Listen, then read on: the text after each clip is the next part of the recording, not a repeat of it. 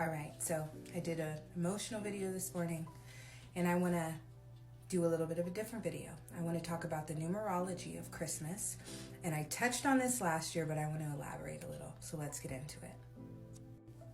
Now, this speaks for itself, so this won't be a long video, but I want to start by talking about 1225.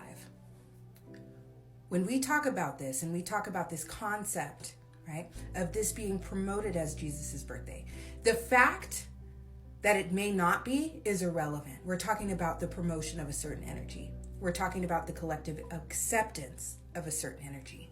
So that means that that frequency holds prominence in the collective eye. So when we talk about that, and we talk about a being and the frequency of a being born on 1225, what are we talking about? First of all, we're talking about 12, which is the number of a being navigating the interpersonal realm, the relational realm, right? Whether heavenly or humanly connected, right? We're talking about that kind of a being, right? That's why Sagittarius tends to be known as a very spiritual sign. This is also the number of internal and external instability, right? This is a very nomadic number, very spiritual number. Now let's talk about 25 a little bit. When we talk about this frequency as it applies to Jesus and this being, we are talking about a being whose worldview, whose relational energy caused an incredible amount of ego upset in others. This is a standard 257 sequence because we have 2 pulling in 5 totaling 7. I talk about 257. I said I didn't want to talk about it until the book release. I'm not going to talk about it fully in depth until the book release. But if you are familiar with my content and you've listened to anything I have to say about 25, it is the same frequency. We are talking about the darkness that can be exhibited by other beings because of the discomfort that you cause within them for various reasons.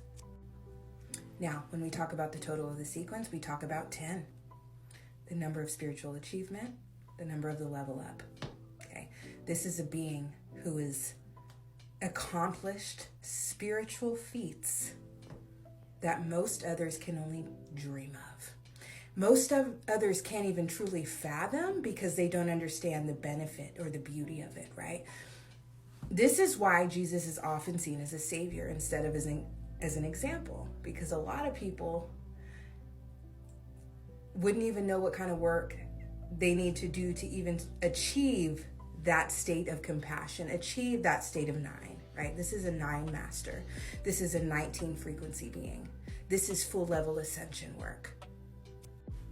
And in closing, I want to expand it to Blessed Yule, right? The initial pagan day, the initial pagan holiday, okay? Because people are going to say, oh, well, it's not really Jesus's birthday. It was Yule and it was taken over. Okay, think of it this way. When you talk about frequency, there's a reason why Yule was dominated, right? And the fact that Yule actually doesn't even fall on this day. It's around this day, but it's not the 25th itself. But the frequency of 25 is prominent here, right? And has taken over because of the nature of the experience. We talk about Christians and the ego of the Christian being bothered by alternative belief systems that contradicted or questioned the belief system that they themselves and their ego was programmed by.